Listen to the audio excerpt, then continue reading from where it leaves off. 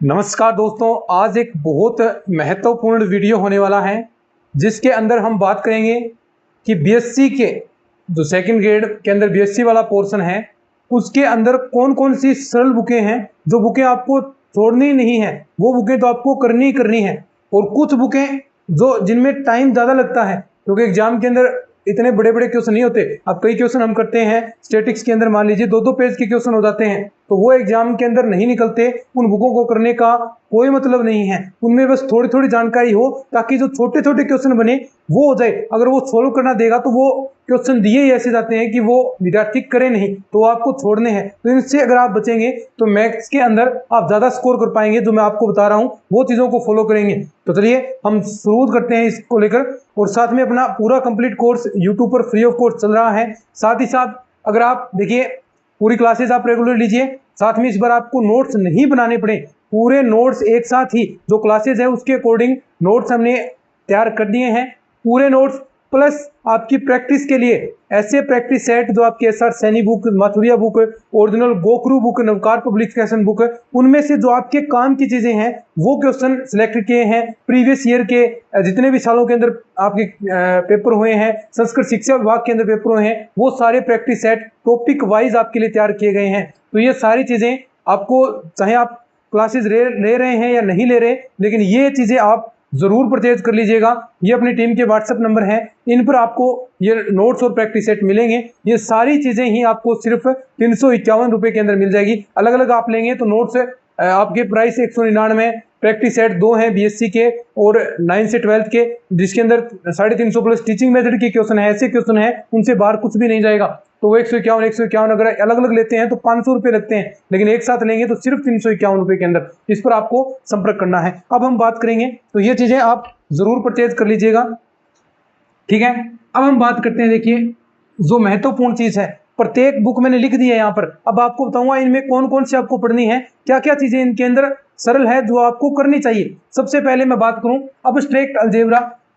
देखिए बहुत सारे विद्यार्थी को ये अटपटी भी लगती है, लेकिन बहुत सरल बुक है ये अब्स्ट्रैक्ट अलजेब्रा।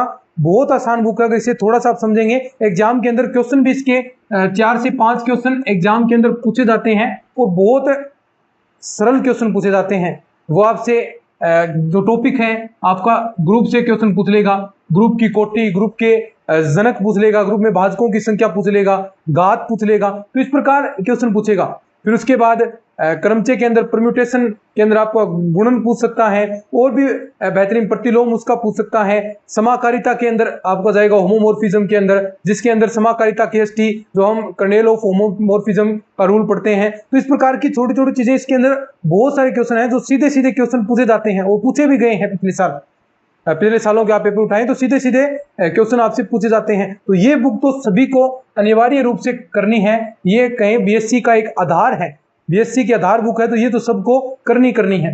एलपीपी की अगर हम बात करें तो ये बहुत आसान बुक है, लेकिन पिछले साल इसके अंदर क्वेश्चन है वो बहुत लेंथी क्वेश्चन आया था, 1 पेज का पूरा क्वेश्चन आया था, क्योंकि छोटे क्वेश्चन उसने पिछले साल नहीं पूछे थे।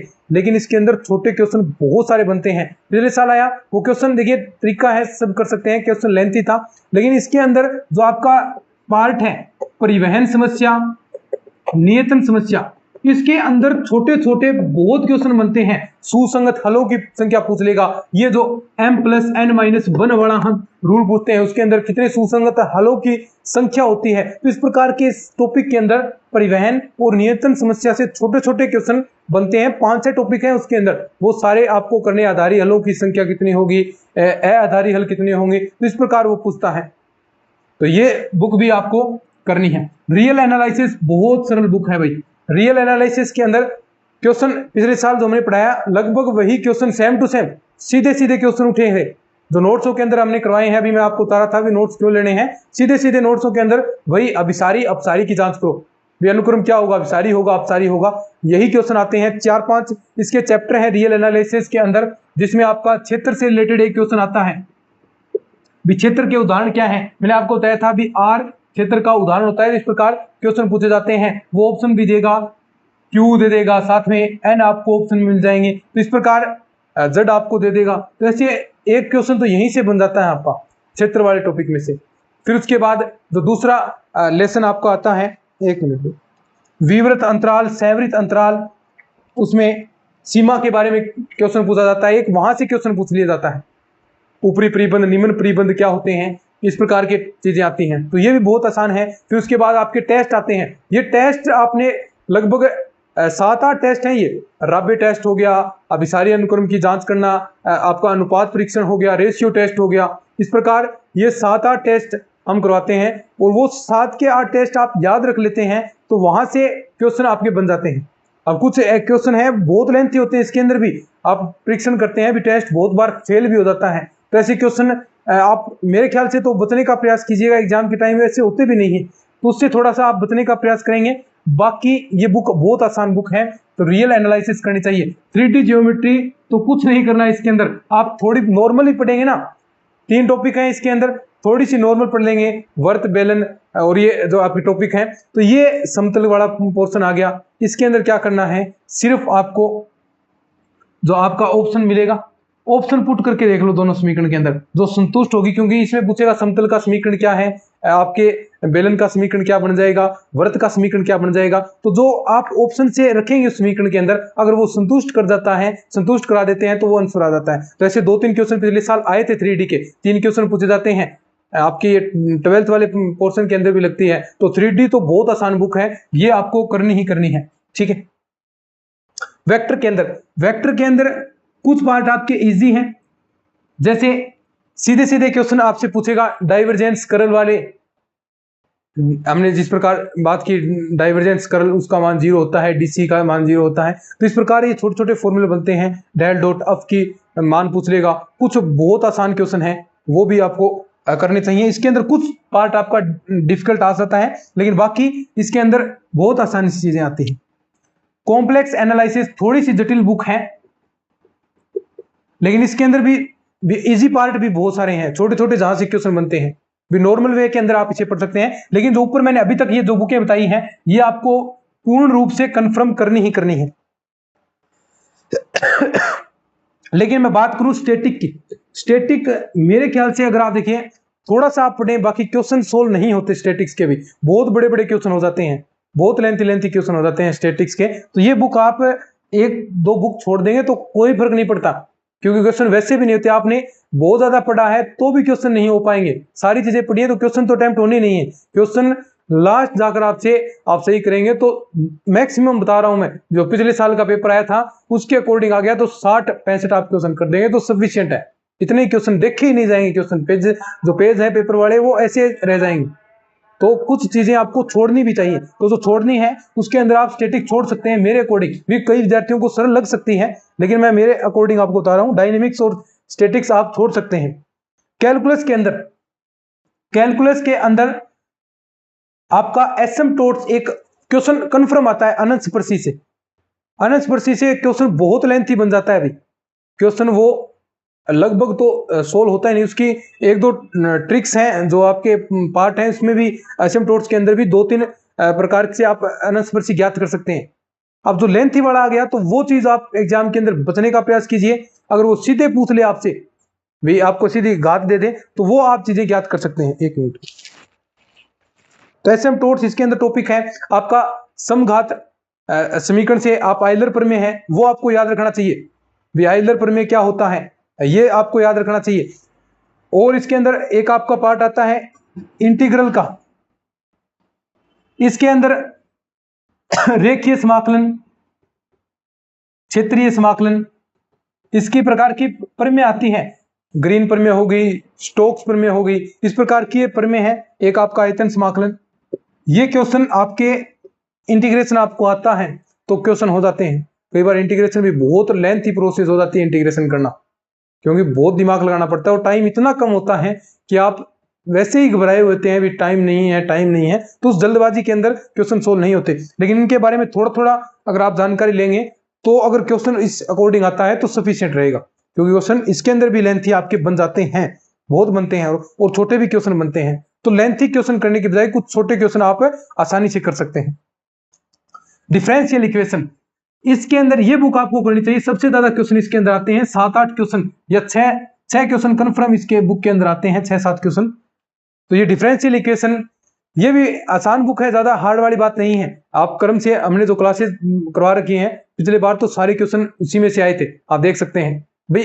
क्वेश्चन की लैंग्वेज चेंज हो सकती है लेकिन जो क्वेश्चन बनाने का जो कंसेप्ट है, कंसेप्ट से चीजें बाहर नहीं जाएगी, ठीक है। तो डिफरेंशियल इक्वेशन के अंदर पीआई सीएफ हल आप ज्ञात करते हैं।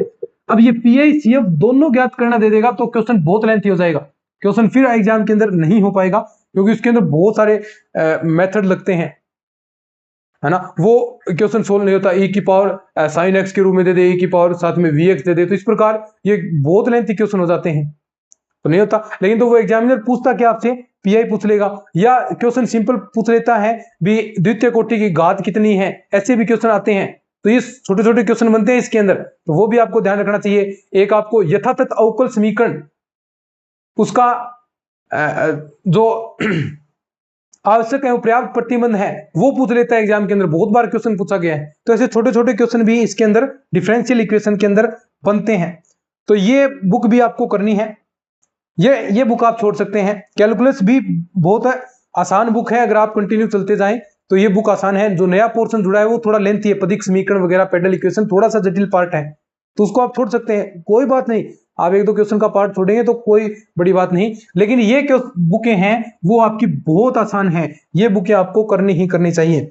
कैलकुलस भी आप कीजिए, डायनेमिक स्टैटिक्स छोड़ सकते हैं, कॉम्प्लेक्स एनालिसिस भी आसान बुक है लेकिन क्वेश्चन कई बार जटिल भी बन जाते हैं इसके अंदर। तो ये भी बुक भी आप थोड़ा प्रयास करें, कुछ नॉर्मल जानकारी थोड़ी थोड़ी आपको, मैं तो कहूंगा सभी बुकों की होनी चाहिए थोड़ी थोड़ी बातें, डायनेमिक्स की भी आपको पता होनी चाहिए, स्टैटिक्स की भी थोड़ी थोड़ी बातें होनी चाहिए। लेकिन जहां लेंथी क्वेश्चन है वो पर्सन आप या तो उसका उत्तर याद कर लीजिए या वो आप छोड़ सकते हैं, ठीक है, क्योंकि क्वेश्चन देखे ही नहीं जाएंगे। तो ये आपको मैंने हर प्रत्येक बुक के बारे में बता दिया भी किस प्रकार की बुक है, और बहुत आसान है। हमने बिल्कुल फ्री ऑफ कॉस्ट आपको पढ़ाया है, निःशुल्क पढ़ाया है। जो आप 20-30 हजार रुपए देकर कोचिंग में पढ़ रहे थे, एक बार क्लासेस की क्वालिटी आप चेक कर कीजिए, देखिएगा किस प्रकार चीजें हमने पढ़ाई है, बिल्कुल सरल भाषा के अंदर आपको क्लासेस के अंदर ये चीजें हमने याद कराई है। तो पिछले साल हमने बहुत बेहतरीन तरीके से हमने पढ़ा, अब भी हम पढ़ रहे हैं, बहुत सारी अपनी क्लासेस लगभग 100 के आसपास अपनी क्लासेस हो भी चुकी हैं। तो अब भी जो विद्यार्थी सोच रहे हैं भी तैयारी करें या नहीं करें, तो सेकंड ग्रेड की तैयारी करना बहुत अच्छी बात है, और मेहनत जरूरी है भाई, 1-2 साल प्रयास करने पड़ते हैं सेकंड ग्रेड मैथ के अंदर, फिर जाकर सिलेक्शन होते हैं। तो अच्छे से आप मेहनत करेंगे तो एक बेहतरीन प्लेटफॉर्म हमने आपके लिए फ्री ऑफ कॉस्ट, जहां 20-30 हजार रुपए आपके लग रहे हैं, वो एक हमने बिल्कुल निःशुल्क करके हमने दिखाया है कार्य करके, जिसके अंदर टीचिंग मेथड्स हमने आपको पढ़ाया। लगभग 130-135 का काम हमने करवाया था, और वो 10-15 क्वेश्चन का काम इसीलिए थोड़ा विद्यार्थियों के लिए बोझ न बने। फिर उसके बाद हमने रिविजन क्लासेस आपके लिए की, तो सारी चीजें आपको याद करा दी, और साथ में इस बार नोट्स भी हम आपको प्रोवाइड करा रहे हैं ताकि विद्यार्थी को बनाने नहीं पड़े।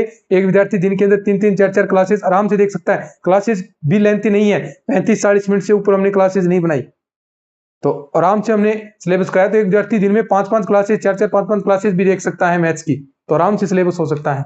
तो साथ में आपको नोट्स अपने ले लेने हैं, जो नंबर है ये कॉन्टैक्ट नंबर नोट कर लीजिए, 94-618-30-454, ये टीम के व्हाट्सएप नंबर है, ये नोट कर लीजिए, और यहाँ से नोट्स आप बाय कर लीजिएगा। और अभी टेस्ट सीरीज भी आपका इस बार आयोजन होगा, तो क्वेश्चन कहीं बाहर नहीं जाएगा, बिल्कुल नाम मात्र देखिए, सिर्फ हम नोट्स और प्रैक्टिस सेट जो हमने मेहनत की है उसी का लिए थोड़ी बहुत, वो भी बिल्कुल कई तो नोट्सों के 1700 1800 रुपए ले रहे हैं, मैंने देखा था।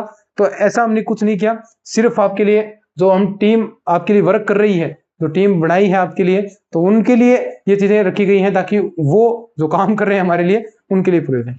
तो इस प्रकार के वीडियोस आपको मिलते रहेंगे इस चैनल पर, किस प्रकार तैयारी करनी है समय समय पर, साथ में क्लासेस अपनी आ ही रही हैं, साथ में इस प्रकार के वीडियोस भी हम बना रहे हैं स्पेशल सेकंड ग्रेड मैथ्स के लिए, ये यूट्यूब चैनल आपके लिए। तो ठीक है, तो चलिए आज की इस वीडियो में इतना ही।